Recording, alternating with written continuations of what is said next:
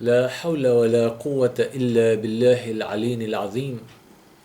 أعوذ بالله السميع العليم من الشيطان اللعين الرجيم. بسم الله الرحمن الرحيم.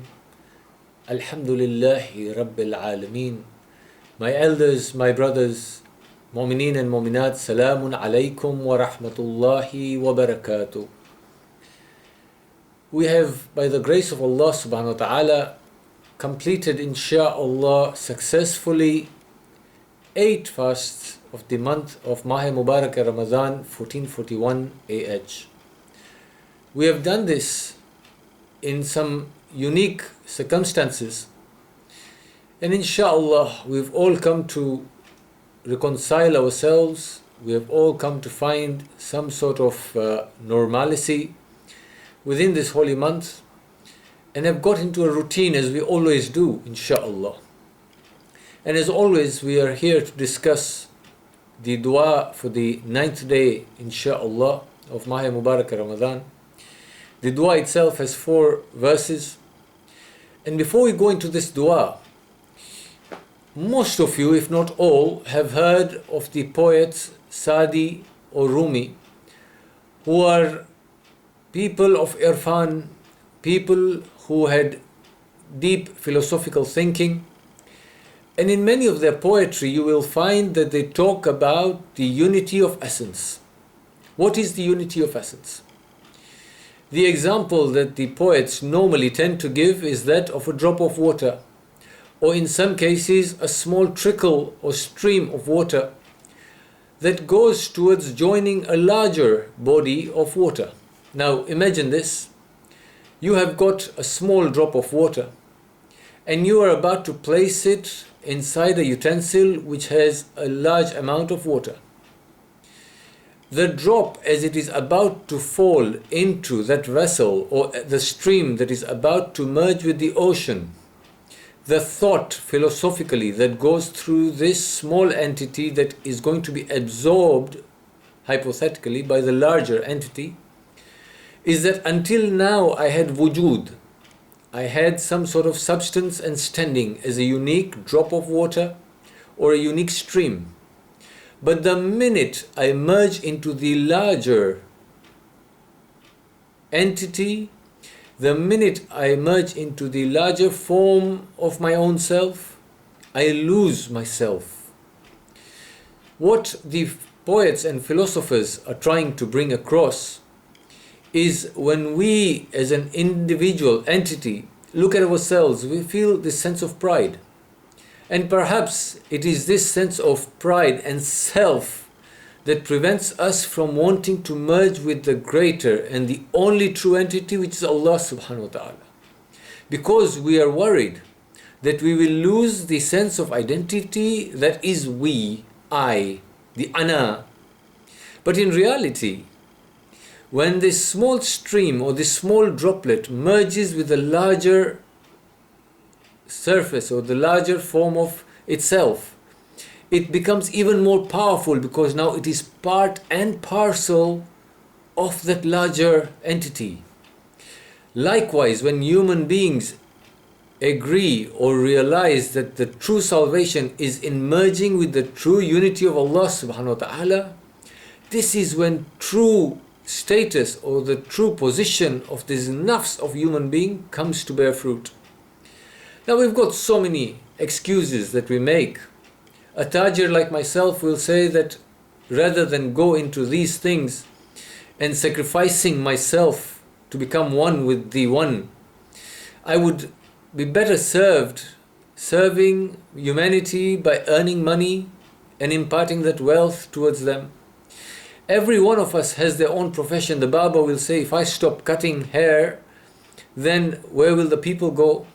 The doctor will say, I've got a better purpose in life than to merge myself with the oneness of Allah subhanahu wa ta'ala, because I've got to take care of the humanity or the masses of humanity moving towards Allah subhanahu wa ta'ala. Every one of us, full of excuses because we are like the drop of water, afraid to merge into the greater entity and losing what we perceive as our identity.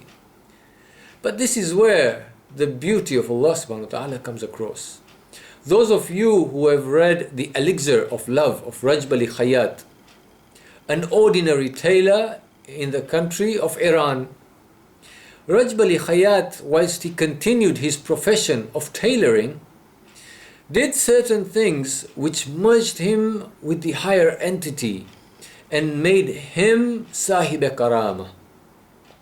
Don't we see Imam Khomeini, who created a revolution, being the leader of the country, yet when it comes to the 8-year war, and when he is told that, Agha, your life may be in danger, we would rather preserve you, because as long as we have a leader, the nation is safe. Ayatollah Khomeini says, Marhum Ayatollah Khomeini says, what is the difference between me and that foot soldier who is standing at the border defending the border of this land? Is his life less valuable than my life? Wallah, as long as there is a foot soldier on the borders defending this country, I will stay exactly where I am and let the weapons of the enemy come and take me. No difference between one and the other.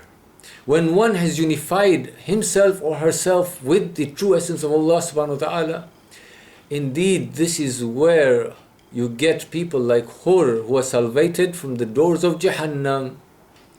And indeed this is where you see why Fir'aun, when he realizes it's a bit too late. You and I, my fellow travelers, need to realize that the true success is in merging with the true unity of the only true essence, which is Allah subhanahu wa ta'ala. The dua for the 9th day of Mah Mubarak Ramadan teaches us this lesson. Going back to yesterday's example of Bahlul, perhaps some of you missed the key of the whole story. The key of the story was that Bahlul could have extended his helping hand in charity to that woodcutter, but that would have hurt the self-respect of the woodcutter. Instead, the method that Bahlul uses is to purchase what the woodcutter has with so much effort obtained to sell at a higher price. So what? Willing buyer, willing seller. But he keeps the integrity of the wood seller intact and sells back to the wood seller his same commodity at a cheaper price, again preserving the integrity of the woodcutter. We need to understand that this is the true mercy that one needs to show his fellow human beings. You may do acts not realizing they may be good acts, but you do not realize that mercy is behind keeping the integrity of the other party intact. In this month of giving, when you give, make sure that you do not hurt the integrity of the person who is receiving. The 9th day dua starts, Bismillahir Rahmanir Rahim. Allahumma ja'al li fihi nasiban min rahmatika al-wasi'ah. Oh my Lord, open my destiny. Take me towards you, towards that mercy of yours that is all expansive. Everything around us, everything that we possess, everything that we see, that we perceive, everything in creation is out of the mercy, infinite mercy of Allah subhanahu wa ta'ala. We are asking Allah subhanahu wa ta'ala, I am asking for a portion of that mercy.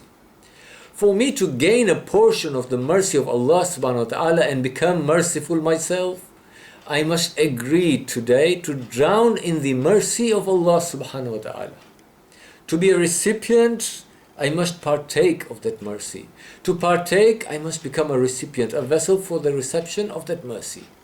What it means is I have to remove the self from myself and become one with Allah subhanahu wa ta'ala. That's why the dua starts with Allahumma ja'alli, towards you, pull me, take me, make me a part of that all-encompassing mercy. Make me a source of mercy to others through your mercy. Your mercy is great. Make me a part of that mercy. And then we say, وَحْدِنِي فِيهِ لِبَرَاحِنِكَ الْسَيِّعَاتِ الْسَاتِعَاتِ, and guide me through your luminous proofs. Oh Allah, I have lived my whole life seeing everything and anything that is around me but not realizing that there's a true creator and a true power behind every single entity.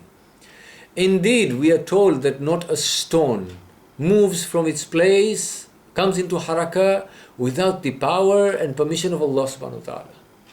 Not a leaf, we keep hearing, falls from a tree without the permission of Allah subhanahu wa ta'ala.